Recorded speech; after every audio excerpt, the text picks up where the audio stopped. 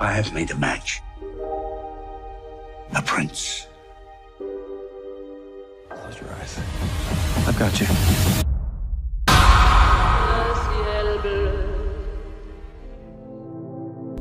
Ada banyak kisah tentang kesatria, di mana para kesatria yang heroik biasanya menyelamatkan wanita yang sedang kesulitan. Tetapi dalam film ini bukanlah salah satu dari kisah itu. Dengan saya Dev, selamat datang di alur cerita dari film Damsel 2024.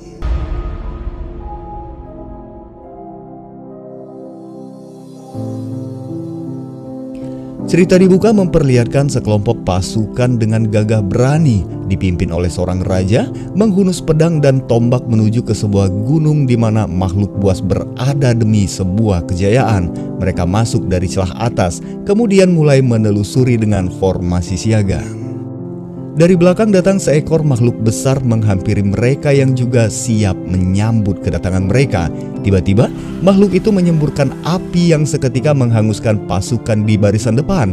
Kemudian, mulai mengambil satu persatu prajurit sehingga tinggal menyisakan raja seorang diri. Merasa bahwa dia tidak akan mampu melawan makhluk itu, sang raja melepaskan pedangnya dan dia pun bertekuk lutut di hadapan sang monster. Lalu adegan berpindah ke masa berabad-abad kemudian di sebuah desa di wilayah utara di mana rakyatnya miskin dan sedang dilanda kelaparan. Pagi itu, dua orang gadis keturunan bangsawan bernama Elodie dan adiknya Floria sedang mengumpulkan kayu bakar. Dari kejauhan mereka melihat sebuah kereta kuda menuju ke desa, karenanya mereka pun bergegas kembali. Di perjalanan, mereka melihat beberapa orang pergi meninggalkan desa untuk mencari kehidupan yang lebih layak di tempat lain. Saat mereka tiba di rumah, mereka telah mendapati seorang wanita berbaju merah sedang bersama sang ayah dan ibu tirinya, Lord dan Lady Beaufort. Entah apa maksud kedatangan wanita itu, tetapi dia mengatakan bahwa Elodie adalah orang yang sedang mereka cari. Wanita itu hanya meninggalkan sebuah surat bersegel lalu dia pergi meninggalkan mereka. Saat dibuka, ternyata surat itu adalah dari Ratu Aurea berisi lamaran yang ditujukan kepada Elodie. Sang ratu menginginkan Elodie untuk menjadi istri dari anaknya.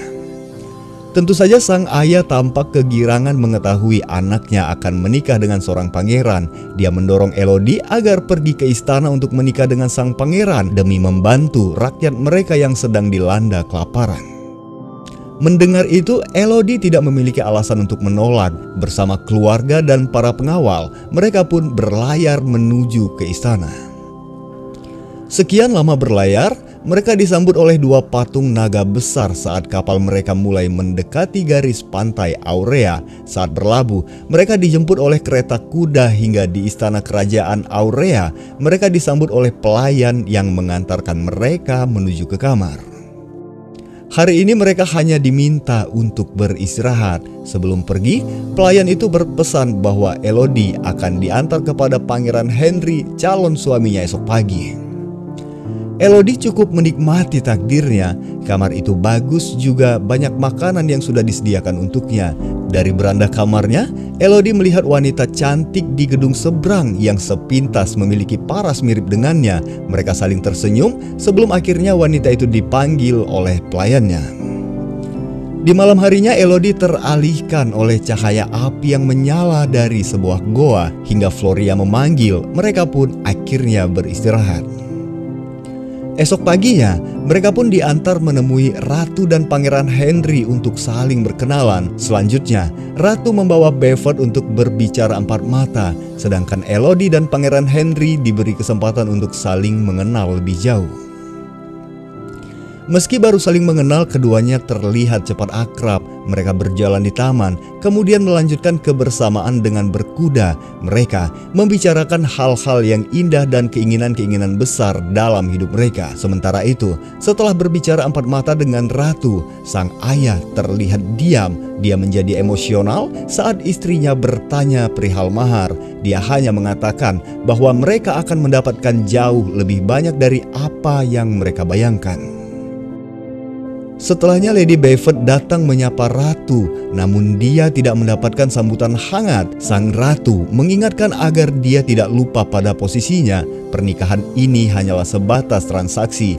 Mereka membutuhkan uang, sedangkan istana membutuhkan pengantin tetapi tidak ingin menambah anggota keluarga.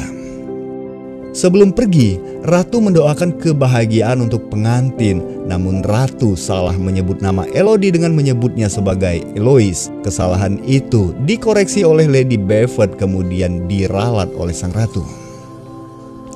Momen ini dianggap aneh oleh sang ibu tiri. Cepat-cepat dia datang kepada Elodie dan mengatakan bahwa pernikahan ini adalah sebuah kesalahan. Ibunya meyakinkan Elodie bahwa meskipun dia hanyalah ibu tiri, tetapi dia menginginkan yang terbaik untuk Elodie. Namun tidak lama kemudian, sang ayah datang sehingga pembicaraan itu pun terhenti. Keesokan harinya terlihat Elodie mulai didandani oleh para pelayan untuk melangsungkan acara pernikahan. Dia yang cantik diantarkan oleh sang ayah kepada Henry, yang lalu keduanya berjalan menghadap pendeta. Setelah dinyatakan resmi sebagai suami istri, dengan kereta kuda, Henry membawa Elodie ke goa pegunungan untuk memberikan penghormatan kepada para leluhur. Di sana telah menunggu beberapa orang dengan kostum khusus. Seorang wanita memberikan sebuah koin kepada Elodie. Kemudian dia bercerita tentang sejarah bagaimana kerajaan ini dibangun. Di saat sang raja bertekuk lutut tanpa perlawanan, sang monster meminta agar raja menyerahkan 3 putri kesayangannya sebagai pengorbanan. Sebagai imbalannya, sang monster menjanjikan keamanan bagi seluruh rakyatnya. Atau jika sang raja menolak, maka monster itu akan membumi hanguskan kerajaannya. Hingga akhirnya demi kepentingan rakyat, sang raja pun merelakan 3 putri kesayangannya itu berakhir di perut makhluk buas itu. Setelahnya wanita itu melukai tangan kedua pengantin dan menyatukannya. Kemudian Elodie diminta membuang koinnya ke dalam jurang. Setelah upacara selesai, Henry pun menggendong Elodie dengan mata yang tertutup. Namun saat di jembatan, tiba-tiba Henry meminta maaf. Kemudian dia melemparkan Elodie ke dalam jurang yang sangat dalam.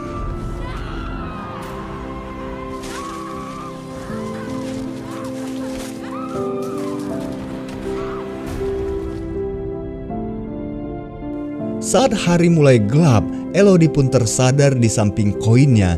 Dia berteriak meminta seseorang menolongnya, namun teriakan itu justru membangunkan makhluk buas dari tidurnya. Beberapa kali Elodie mencoba memanjat, namun dia selalu terjatuh. Di sekitarnya, Elodie melihat terdapat beberapa perhiasan yang bukan miliknya. Elodie menyadari bahwa dirinya sedang dikorbankan. Dalam kebingungannya itu, Elodie melihat seekor kelelawar yang terbakar. Elodie, dia mencoba menyelamatkan kelelawar itu meski tidak berhasil. Tak lama, terlihat ribuan kelelawar lain berterbangan dengan api yang membakar di tubuhnya. Beberapa saat kemudian makhluk buas itu muncul di belakang Elodie. Hembusan angin membuatnya menyadari, lalu Elodie berlari bersembunyi. Tanpa dia duga, ternyata naga itu bisa berbicara. Naga itu mengatakan bahwa dia menginginkan gadis dengan darah kerajaan yang kini sudah mengalir di darah Elodie. Naga itu memerintahkan Elodie untuk berlari. Kemudian dia menyemburkan api yang mengejar Elodie hingga ke dalam terowongan. Di dalamnya, Elodie melihat jasad gadis yang sebelumnya dia lihat ternyata sudah terlebih dahulu dikorbankan. Dalam panas semburan api yang terus-menerus, Elodie menemukan sebuah celah kecil untuk menghindar meski kakinya harus terkena percikan api. Lalu beberapa kali makhluk itu memanggil Elodie, tetapi Elodie hanya diam sehingga makhluk itu mengira bahwa Elodie sudah mati dan dia pun pergi meninggalkannya. Sebentar Elodie merawat lukanya, kemudian dia menyalakan lentera dan mulai berjalan mencari jalan keluar dari tempat ini. Elodie, dia melalui celah-celah sempit bebatuan, namun Elodie terperosok jatuh di sisi lain goa dan naasnya, kejatuhan itu membuat lampu lentera padam. Dalam kegelapan itu, Elodie meneruskan langkahnya sampai dia menemukan seberkas sinar dari ulat yang menempel di bebatuan. Elodie mendekatinya hingga dia tiba di tepi jurang mulut goa. Elodie menjatuhkan cincinnya untuk mengetahui kedalaman jurang. Kemudian dia memberanikan diri melompat menyeberangi jurang itu. Elodie sempat terperosok, tetapi untungnya dia berhasil bertahan. Kemudian perlahan dia naik ke sisi lain goa ini. Sebentar Elodie beristirahat, kemudian dia mengambil cahaya yang bersumber dari ulat untuk kembali berjalan. Tetapi belumlah jauh, ternyata makhluk aneh itu berhasil menemukan keberadaannya. Elodie menghindar, dia masuk ke dalam celah bebatuan yang di dalamnya terdapat sebuah ruangan besar. Di sana, Elodie melihat tulisan peringatan agar tetap berada di sini karena makhluk itu tidak bisa menjangkau tempat ini. Di sana juga terdapat banyak nama-nama perempuan yang dikorbankan sejak berabad-abad yang lalu. Namun pertanyaannya, adakah salah satu dari mereka yang berhasil keluar dari tempat ini? Dalam keputusasaannya itu, Elodie membaringkan dirinya. Tiba-tiba dia seperti melihat bagaimana para gadis sebelumnya bertahan hidup di ruangan itu. Di hadapannya, seorang gadis mengatakan bahwa ini semua adalah kebohongan. Seketika Elodie tersadar, lalu melihat ulat-ulat itu mengerumuni luka di kakinya. Dia menyingkirkan ulat dari kakinya. Kemudian Elodie mendapati bahwa lukanya tiba-tiba sudah mengering. Di sisi lain goa, Elodie melihat sebuah peta yang dibuat oleh gadis sebelumnya yang berhasil menemukan sinar matahari. Elodie mempelajari peta, kemudian menggores namanya di dinding, lalu dengan bersemangat dia pun memulai kembali langkahnya. Melewati jalan bebatuan dan lorong-lorong sempit, dari kejauhan Elodie melihat cahaya matahari yang menyinar dari atas. Dinding terjal itu dipenuhi oleh batu-batu kristal yang sangat tajam. Di bawahnya, Elodie menemukan mahkota dari gadis yang berhasil sampai di sana dengan selamat. Dengan mahkota itu, Elodie mulai memanjat meski sempat terjatuh, namun dia berhasil sampai di atas dengan selamat. Lalu Elodie menuju ke jalan keluar hanya untuk mengetahui bahwa dia sebenarnya berada di celah tebing terjal seberang istana.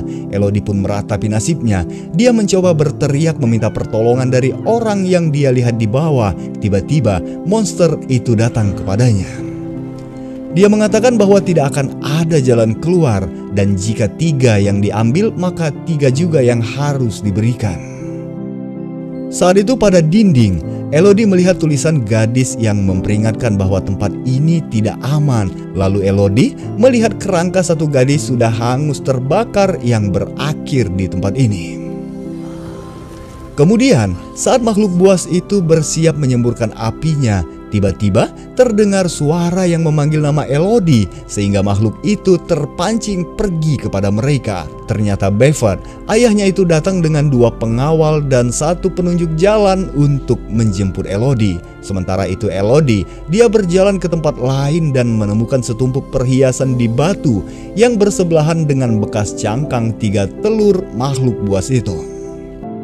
Ternyata di masa lalu, 3 telur itu menetas ketika raja dan pasukannya tiba di tempat itu. Raja memerintahkan prajuritnya untuk menghabisi 3 anak yang merupakan keturunan terakhir sang naga. Sehingga induknya datang dengan kemarahan menghabisi seluruh prajurit hingga tinggal menyisakan sang raja seorang diri.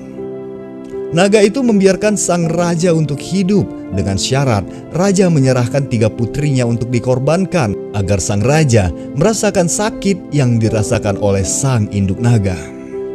Mendengar teriakan sang ayah yang terus memanggilnya, Elodie pun kembali berjalan untuk menemuinya. Tiba-tiba dari belakang, naga muncul mengambil 1 persatu pengawal hingga tinggal menyisakan Bevat seorang diri, sementara penunjuk jalan kabur meninggalkannya. Bevat menyampaikan maksud kedatangannya adalah untuk menjemput putrinya. Dia mencoba menyerang naga, namun dengan mudah dia dikalahkan. Sementara Elodie hanya melihat tanpa bisa melakukan apa-apa. Naga itu meminta agar Bevat memanggil Elodie agar datang. Kesempatan itu digunakan olehnya untuk meminta maaf kepada Elodie dan memerintahkan agar sang anak jangan pernah keluar. Namun hal itu membuat naga marah lalu mencengkram dada Bevat dengan kukunya. Elodie yang tidak tahan melihat itu akhirnya berteriak hingga naga menghentikan cengkramannya. Saat dia datang kepada Elodie, di tempat lain si penunjuk jalan membuat suara gaduh sehingga naga itu terpancing datang kepadanya terlebih dahulu. Elodie mendekati ayahnya yang sekarat. Dalam nafas-nafas terakhirnya, dia berpesan bahwa sang ibu tiri dan adiknya sedang menunggu kedatangannya di kapal. Hingga akhirnya, sang ayah pun menghembuskan nafas terakhirnya. Elodie yang merasa memiliki kesempatan, dia pun meraih tali yang masih tergantung untuk memanjat ke atas. Naga yang mengetahui itu mencoba menghentikan Elodie, tetapi untungnya Elodie berhasil keluar dari sana. Dia mengambil kuda kemudian memacunya dengan cepat, diikuti oleh naga yang mengejar di belakangnya. Elodie turun dan dia bersembunyi di sela-sela batu. Dia membiarkan kuda terus berlari untuk mengecoh perhatian sang naga. Naga yang merasa tertipu membakar kuda itu, lalu dia membakar apa saja yang berada di sekitaran tebing. Sementara di istana, Ratu Aurea yang melihat kekacauan itu tahu bahwa Elodie telah kabur dan ini adalah sebuah tanda bahaya. Karenanya, dia pun pergi ke kapal untuk meminta pertanggungjawaban ibu tiri Elodie.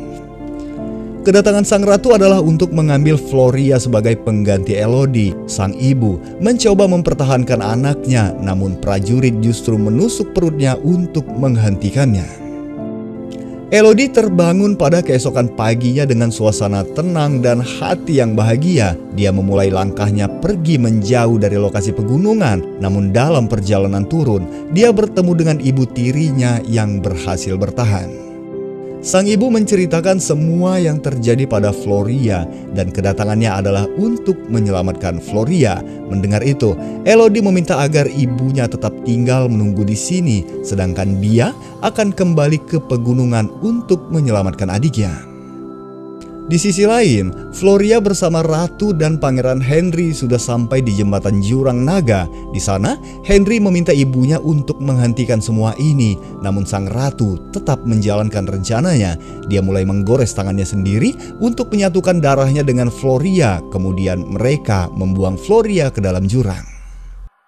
Berselang beberapa waktu kemudian, Elodie pun tiba lalu segera turun ke dasar jurang. Elodie mengulangi jalur yang sudah dia lalui sebelumnya. Lalu Elodie membuat pancingan dengan mengisi pasir pada helm baja sebagai timbangan yang akan jatuh ketika dia sudah pergi jauh. Mengambil pedang milik ayahnya, Elodie pergi memburu induk naga yang saat itu sedang berada di lokasi cangkang telur menunggu kedatangan Elodie. Tak lama, saat pasir di dalam helm mulai habis, timbangan itu jatuh mengeluarkan suara yang berhasil mengecoh sang naga, membuatnya pergi ke sana meninggalkan Floria di tempat itu. Melihat itu, Elodie segera datang kepada Floria. Elodie menyadarkan Floria, lalu membawanya bersembunyi. Saat sang naga datang dengan kemarahan, Elodie mencoba menjelaskan bahwa mereka bukanlah putri keturunan raja. Tetapi penjelasan itu tidaklah cukup meyakinkan sang naga. Saat naga akan mengeluarkan apinya, Elodie menancapkan pedang di mulutnya. Namun, karena semburan itu, Elodie mendapatkan luka bakar di kedua tangannya. Tak lama naga kembali datang dan menangkapnya. Dia mencengkram Elodie hingga kuku itu menusuk tubuhnya.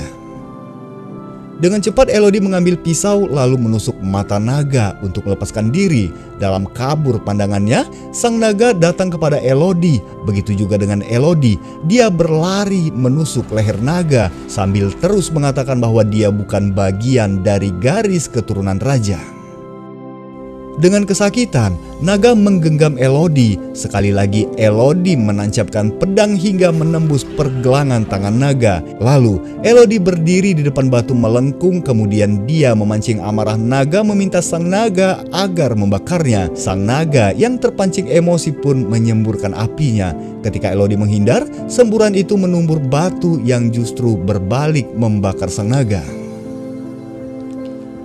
Elodie mendekati naga untuk kembali menjelaskan bahwa para gadis yang tewas di tempat ini bukanlah putri kerajaan, sehingga sebenarnya mereka telah ditipu oleh keluarga kerajaan. Saat itu, naga yang sekarat meminta Elodie agar membunuhnya. Tetapi Elodie tidaklah melakukan itu. Dia justru mengambil ulat bercahaya untuk menyembuhkan luka bakar pada tubuh sang naga.